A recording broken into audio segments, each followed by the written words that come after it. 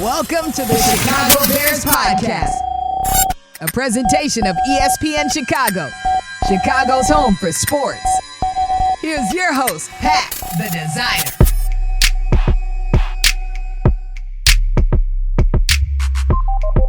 Bear down, Bears fans. Welcome into another edition of the Chicago Bears Podcast. Pat, the designer, in the building with John Jurkovich. The good kid Jurko is here, and it is Vikings week. As Vikings week continues, we have our eye on the enemy. We got to do a schedule run through with the good kid here. Good kid. I mean, listen, first off, how you doing? Welcome back. I'm great. Good to see you. Thanks for having me. It's always phenomenal. You know, when it's time to go through opposing teams' schedules, you know that's what I'm here for.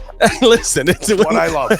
And you know, it signals where we are in the offseason. It's a lot closer to being the regular season. Oh, I'm excited. So I'm excited. I got to see it. Yeah. Hey, let's jump into this thing. Let's get right into this because I think that this Vikings team, there's been a lot of controversy on how people feel where they're going to finish. Some people think that they're going to be able to run it back. Some people think there's going to be a large regression back to the mean. Let's jump into this. Week 1, Tampa Bay versus the Minnesota Vikings.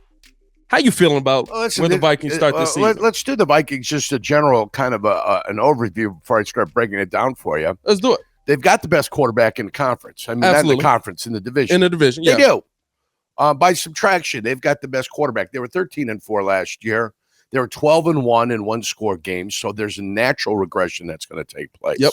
So that's what I feel. But even having the best quarterback in the division doesn't necessarily mean you've got a quarterback that can take you anywhere. So doesn't mean you have the best team either. Dilemma. And the defensive line is a question mark right now, especially with Danielle Hunter possibly being out of there. Yeah, if he wants to leave. Yeah. But if he doesn't leave, then he's going to go up there and he's going to perform. Absolutely. Because he doesn't have a choice.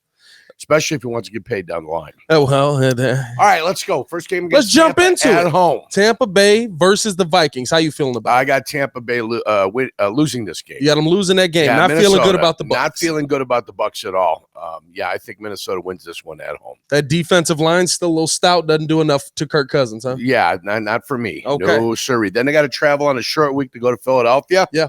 It's an easy Philadelphia victory. Yeah, I feel the same way. I think Philly keeps it going. Philly lost some good pieces this year. They did a really good job of replacing it. Yeah, I think they're fine. Yeah. I don't think they have any issue. Oh, and that one's on Prime Video. You got you gonna be tuned in on the Prime. Great. You gotta be tuned in on the Prime. Screw up the NFL schedule. Nice job. Week 3 versus the Los Angeles Chargers. I have the Chargers winning this one on the road. I think the Chargers are a pretty damn good team. Yeah. I think on the overall, they're a little bit better than the Minnesota Vikings. So I do have the Chargers winning this one. Got Vikings starting this thing off 1-2. Week 4 versus Carolina. At Carolina, I have a victory for the Minnesota Vikings. Yeah, they go on the road, they come back, they respond. 2-2 right now. Week 5, Kansas City Chiefs. That's a loss. That's a loss. That is a big loss right there. There's no regression on the Chiefs' part. No, they're not going to regress. As long as they've got Patrick Mahomes and Andy Reid, they're going to find a way to win, and Travis Kelce. So you got them right now 2-3. Here's the interesting week, the week that all Bears fans are going to care about. First week versus the Chicago Bears. How you feeling about that? I feel that the Bears get a victory here. This is in Chicago, 12 o'clock game. Noon game on Fox. And I think the one thing that I see going through these early weeks here with a lot of these teams is good ability to stop the run, and I think that weakens Kirk Cousins. I think the Bears will have a little bit better ability to stop the run as well. They've made marketed improvements over there, but there are a lot of young, youthful guys. Yeah.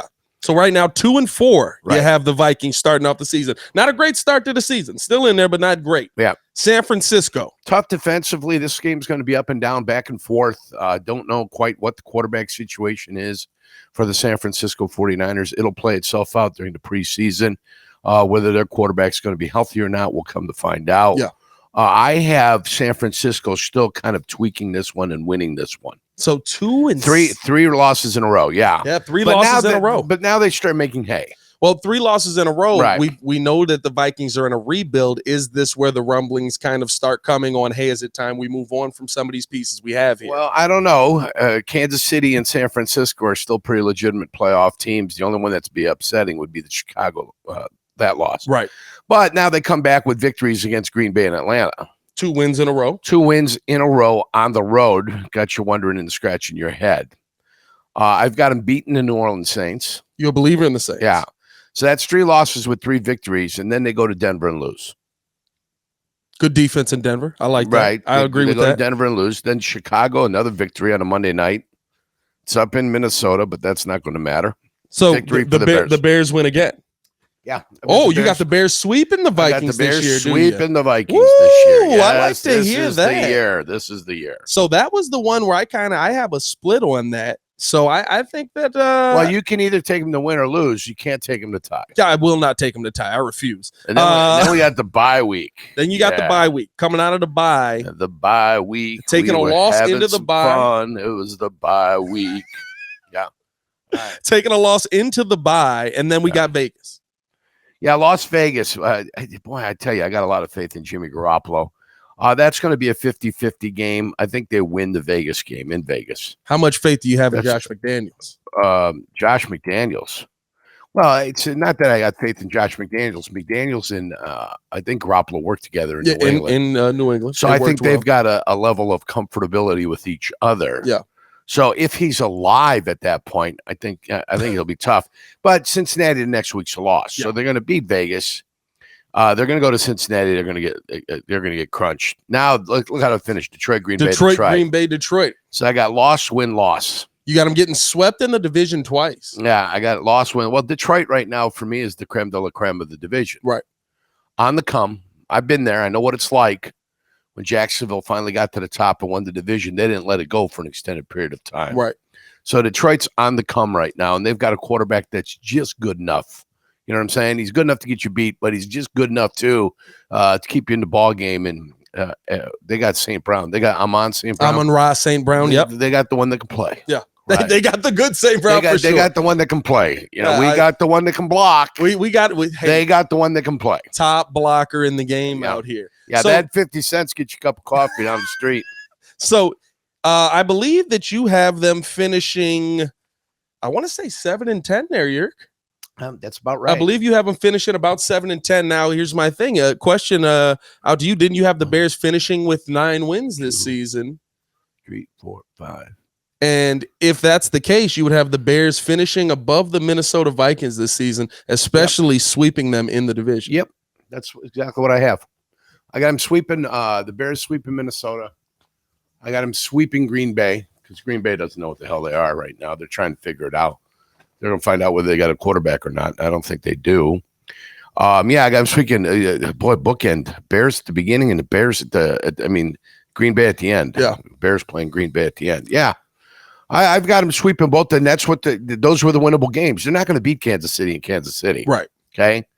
Denver here, they should. Washington, for one reason or another, plays the Bears tough. And defensively, they're a load, the Washington Redskins. I think the Bears can have better success against Vegas and Los Angeles and New Orleans. You know, Carolina's a victory. And the 2 Detroit games will decide whether the Bears make the playoffs or not. That's what I believe. Right. I believe they're 4-2 in the division with 2 losses coming to the Detroit Lions. And if they can beat Detroit one time, I think it gives them a chance to make the playoffs. But it's a tough schedule. I mean, Cleveland's tough at Cleveland. Cleveland's going to be a lot tougher than I think. Arizona and Atlanta stink, but it's right at the end of the year. You know what I'm saying? You don't want to be in a situation where you've got to go into Arizona, Atlanta, and Green Bay to get 3 victories. You're 6-8, and you need 3 victories to finish, 9-8. To finish 9-8. That's tough. Yeah. You got to try to avoid that situation as much as possible. But that could be a very real world scenario. Depending with the look at his schedule. I think they can beat Green Bay. I don't think Tampa's that tough. I'm sorry. I just don't. They don't have a quarterback. All their guys are aging. Mike Evans isn't getting any younger. Their receiving core gets beat up a lot. Yeah, listen, Kansas City's going to be tough for everybody. It's going to be tough for the Bears. Yeah. Denver at home, advantage Bears. And that's the Sean Payton factor. Yes. 100%. We got our little buddy. Sean Payton has never I believe he has a winning record with every quarterback he's ever coached, and he's turned multiple quarterbacks from borderline bad guys to guys that are usable system guys. Teddy Bridgewater, right? Jameis Winston. I think when he gets a guy who's probably going to end up being a Hall of Famer in Russell Wilson, he'll be able to turn things around there. If they go 6-6 into the break, 12 games before the break. Mm-hmm. If they can go 6-6 into the break, I'd kind of have a smile. But depending what kind of losses you had, what they look like. But if they go 6, if they go 7-5 in the break, boy, I'm feeling very chirpy. Oh yeah, I'm feeling that little good. chesty. Yeah, little chesty on that. 5 and 7 becomes problematic because that means you got to take down either Detroit or Cleveland to set up the scenario. Yeah, so that's kind of what I see. 6 and 6 going into the break. So let me ask you this, right? If you're basically saying that Minnesota is going to take a giant step back. Yeah, Bears will overtake them. right. Will that be the thing that finally ends up breaking this Minnesota team apart? Probably, because I don't think they believe in their quarterback either, especially with how much money they're paying him. Yeah. So I've got the Detroit, Chicago, Minnesota, Green Bay. That's how I got it finishing this year. I got pretty good feeling in that. Minnesota, Green Bay. I feel good about that. And it doesn't mean, to me, right, it doesn't mean that the Bears are where they need to be, but it means you took a step in the right direction. Right. You won the games you were supposed to win. And at the end of the day, 9 wins isn't amazing, but we saw 9 wins in the AFC Championship last year. That's right. You know what I mean? So you never know how these guys are going to be able to take a run. I mean, let me ask you from the player's perspective, from the guy that's in there, right? What do you think has to happen here for both sides to come out of this season or as you're going through the season, right, feeling like, okay, we made the right step or we made the right decision here with the Bears, of course? So much is dependent upon, the offense is dependent upon Justin Fields developing as a passer. Yeah. Period. So if he develops as a passer, I feel like you're taking the right step. The defense is so young with, 1, 2, 3, 4, 5, 6, 7. They're a very young defense. Yes. And so you're just looking for somebody to become the playmaker, whoever it's going to be. I remember when Jacksonville got Marcus Stroud and John Henderson 2 years in a row. Those guys were staples for 10 years in the middle. Yeah. And that team with Jack Del Rio, and at the end, I think it was with Coughlin at the beginning, Jack Del Rio later on, they'd go to the playoffs on a very consistent basis. So who wouldn't like that? That's what you would like. If those two in the middle can develop and be those guys that can be stalwarts for 10 years, I think you go out and say, boy, that draft at the end, 2023, was one hell of a draft. You got the youngsters in the defensive backfield that got to develop. You imported talented linebackers, so the guys that you like that you think is going to fit your system. I think you'll see more of the Eberflus defense. Where opposed last year, you basically you quit on the team. You said we're going to throw this thing in the garbage. The front office quit on the team. Front office quit on the team and said you got to just put up with it. Sorry, and so I don't think there's a reflection upon anybody that can be judged. Based upon last year, it's the guys were playing hard. They played hard. Yeah.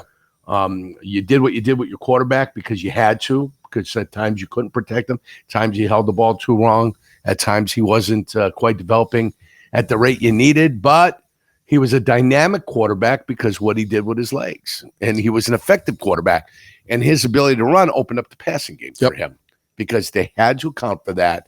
And that caused a lot of gaps in there, and then he ended up finding some of those gaps in the past, which is a good thing. Nothing wrong with it. If you've got to do a rebuild, I saw an article today about how Ryan Poles has really set the Bears up for the future, cap space wise. A lot of things. He has the Bears set in a good position, especially with the young pieces they have. If you had 2 years from now, it's all going to come to fruition based on what the quarterback does. Well, based on quarterback, you're going to have to pay him. You're going to have to pay Brisker. Yeah. You're going to have to pay your other guy. Yeah. You're going to have to start paying people, and does your linebacker 2-3 years from now drop off to the point where, okay, now we don't have to pay him? I forget how many years the contract is. Edmonds, you're talking for about. Edmonds. I believe a 4-year deal for Tremaine Edmonds. Yeah. So at 4 years, you make the decision on him. Okay, he's gone. You recapture $20 million. Well, let me ask you this: if you had to do a rebuild, right, would you rather be in a position now where how the Bears they bottomed out? They got the number 1 pick. They were able to trade it away. We get a bunch of stuff back. We'll see what happens. We're in the process. Or what the Vikings are probably going to have to do and what they're trying to do, where they're trying to continue to be competitive, to hold on to a superstar that's already there in Justin Jefferson, but you still got to rebuild the quarterback position. You still got to rebuild this defense. You still got, like I which said, rebuild are you looking at and feeling like you would go with? Well, sometimes you get put into a corner, you get put into a box. And the only rebuild you can do is the one that Minnesota's doing. That's where you are. There's not much you can do because of it, unless you're ready to move on from the quarterback and Justin Jefferson and recoup some picks, because I'm sure there'd be somebody out there. But I would want to trade him to a team that's not that great. Yeah. A team that thinks they're on the come. I'd be looking to maximize what I could get for Justin Jefferson. Listen, that's the way it's done sometimes. Sometimes you got to do it that way.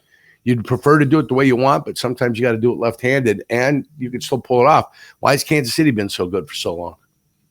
Okay, they got the quarterback right. Why was Andy Reid in Philadelphia and they kept winning, you know? So why was that all happening? Why is it that some guys can win forever? Belichick's under the gun in New England. He's had 2 or 3 losing seasons, right?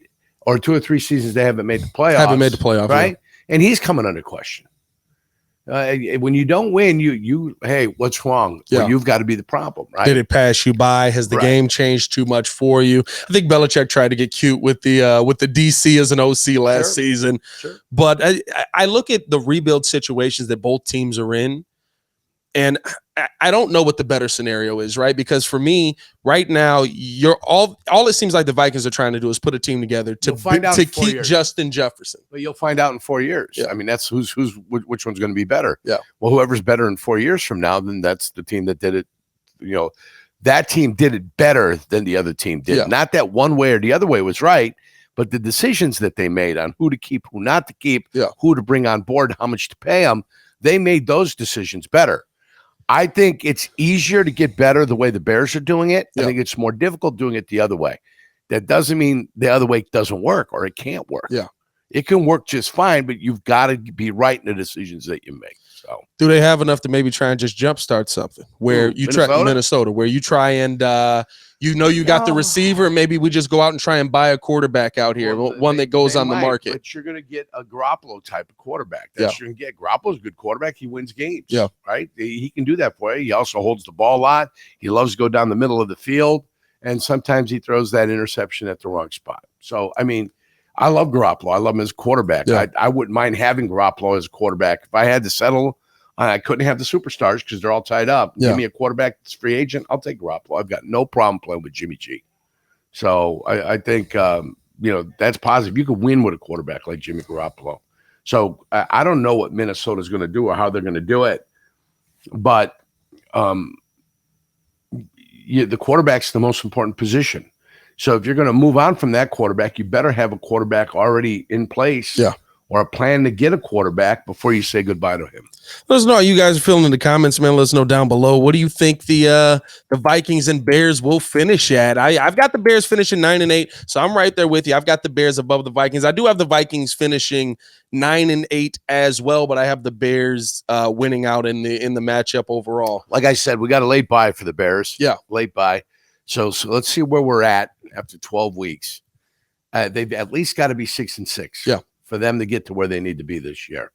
You know, if they're anything under 6-6, then you start scratching your head and you're going, what's going on? Yeah. So, something's not panning Something out. is amiss. Let me ask you this. What's the better buy? What do you like, an early buy when you played? Do you like a later buy when you played? I think right in the middle. 6 weeks of training camp, you add that to the 18-week season, it's 24. So after 6-6, after the 6th game, early to mid-October, maybe October 15th or October 22nd, that's when I think the ideal buy is. You get together, bumps and bruises, everything's good. Guys go on a trip, they go back to their colleges.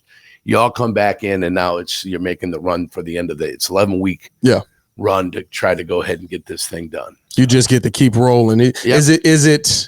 Is it easier to start back up when you've got more of the second half of the season and we're rolling in and we just keep it going? Is it easier when you get the playoff time, I should say? I just think it's intermediate, the intermediate area. So anytime after game 6, 7, or 8, you wait 12 weeks. I mean, that it could be a little late. You know? Now you're like, well, what are we doing? 12, we're muddling. We didn't really do it. We didn't get a chance to self-analyze. And I'm looking for Thursday night games. Yeah. And you've got them after week 5, so you could do a self-scout.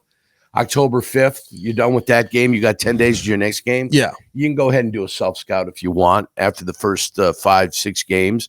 And then you've got another one, November 9th, Carolina. You're playing a Thursday night game. So there's another chance for you to do a self-scout. Yeah. Get in there. All right, we have it here. Now we have it here. What have we done? What are we doing?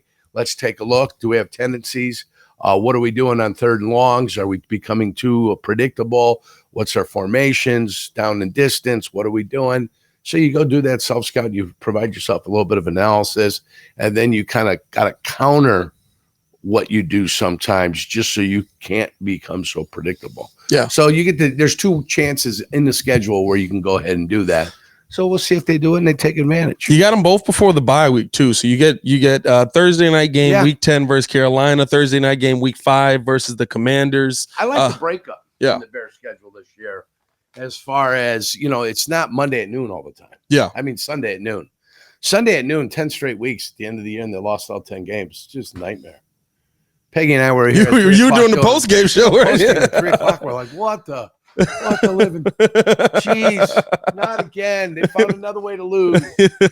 Especially that Detroit game was so heartbreaking. Yeah. So it's 3:25, noon, 3, noon, 7, noon, 7, noon, 7, noon, 7. That's a nice breakup. I like that. It's a good breakup. Then they go 12 and against Cleveland, TBD, and against the Packers at the end of the year, TBD. Yeah. I already like the breakup, Plus on Sunday, it gives me a chance to go out to the golf course if they're playing at 3:25. Yeah, you might as well. I'll slap the little white ball around, then come back in here and have a little bit of fun. You might as well. I mean, I will say that was the one thing I didn't think about when I accepted the post-game show gig. And to be doing the local post-game show on ESPN 1000. I was like, oh man, some of these games are going to be late. You're doing the post-game show. I'm doing the post-game show, so you'll do your Be careful. I parked in the garage one time on the day, and then I tried to get out the next day. It was like 12:15 a.m.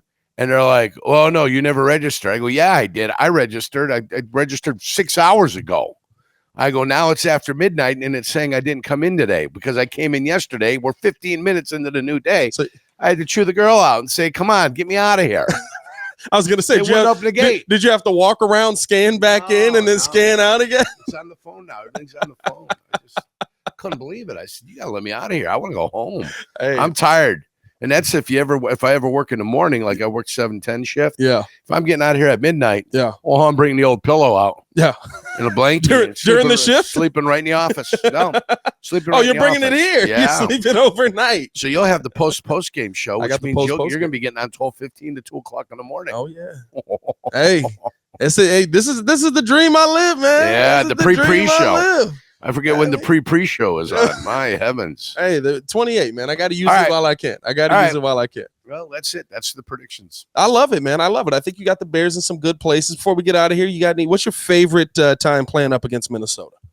The Vikings? Minnesota Vikings. You were a Packer. You were a Jaguar. Right. What's your favorite time? Well, we got destroyed. When I was up there, I played up there. The Jaguars played up there on a Sunday night, I think. Randy Moss had a couple of touchdowns, like 180 yards. In receiving yards. It was 1998. Yeah. And we were going to make the playoffs down in Jayville. But what did I do? Oh, so we got killed up there that time, just murdered. I went up and played in Green Bay. We were up there in Minnesota, played them twice a year, every year. We were up there. And they took a lead on us. I got the kickoff. They dribbled the kickoff because they didn't want to kick it to Robert Brooks or to Corey Harris that were back there. Very dangerous return men. So they squibbed it. I got it, and I kind of anticipated it could be a squib. Yeah. So I lined up usually on the 20. I lined up on the 25. I went and ran at the ball. It bounced up beautifully into my hands. I returned it to like the 44-yard line. This is at the end of the game. Yeah. So got it, returned it to the 44. Now, that's not what they wanted to do. They wanted to squib it, but they didn't want to return out to the 44. Two completions were in field goal range with a chance to win the game. Yeah. Right? So I get it to the 44. Everybody's high-fiving me, slapping me on the keister. Hey, nice job, nice job. Sterling goes out for a right route. It's probably a 14-yard route. Yeah. So it'll take them 14 is 6 and 8. It'll take us to the 42, right? Probably still out of range, right? Yeah. But you catch that ball, you go down. We still have plenty of time left to make another completion. He dropped it. He dropped it. 2 straight incompletions. Boom, it's over. Dang. He dropped it, but I could have been a hero. You could have been This is the key play that set up the field position for what could have happened. So do they Rudy you off the field if in that situation? No, I'm already on the sideline. They would have Rudied. Chris Jackie would have got the Rudy treatment coming off the field. I think he was our kicker at that time. We had Craig Henrik too. Yeah. We had 2 kickers at the time. One punt. Well, Craig Henrik punted. He's out of Notre Dame. And he also did kickoffs. Yeah. Because his leg was stronger than Chris Jackie's. And then Chris did the field goal. So, but no, I had fun up there. I had a good time in Minnesota all the time. We played a Thursday night game where Reggie dominated. They got a video where he picks Chris Carter up. Chris Carter comes up on a peel block, and he's trying to get it, and Reggie just took him and threw him into Warren Moon. And then, in essence, Carter tackled Warren Moon, and Warren Moon went down, and Reggie just touched him. But we see that every once in a while. They'll release it on Twitter, and we'll laugh about it. Oh, man. Reggie was a powerful man. Powerful man. Yeah. But Minnesota always had a good offensive line. They had Jeff Christie that was there. Todd, I forget Todd's name. He was out. Randall McDaniel they had. So it was just like, boy. And I forget who the center for when I first played him, it was a center out of Ohio State. The center for Mike Tomczak. He was an old veteran guy out there. He was tough for the nails, too. It's just like, geez. Never easy playing against the Minnesota Vikings. Did you ever have a big day against them? Oh, I had a sack when McMahon was there. We played in Milwaukee in '94. Yeah, I had a sack, couple TFLs. Okay. Yeah, I was an aggressive player, so they tried trapping me a lot.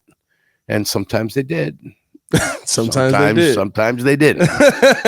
When they didn't get me, it was, oof, here I go. Hey. But the traps and the whams, you got to look out for it. I mean, if I was playing against a great player, I wouldn't even block him. I'd go by him, and I'd get him from the side. Every time. I'd get him from the side. I'd get him from so many different angles that he'd want to slow down. He'd be looking left and right, not worrying about going forward. Yeah. Great player, I'd leave alone and just get him from everywhere. Yeah. You wham block from the inside. You know what he can do coming at from you. the outside, trap him, let him go, think that we're going to come and we're going to saw him in half, whatever. Great players, you got to find a way to make great players hesitate. And when they hesitate, then they slow themselves down. That split second of thinking, man. That's what Cam Jordan said Kirk Cousins does. Hey, that's another edition of the Chicago Bears podcast. Appreciate you guys for showing love as always. Pat the Designer and Jurko in the building. Hit that like button, subscribe to the page, and make sure you leave a 5-star review. As always, y'all stay safe out there, Chicago. Bear down. Peace.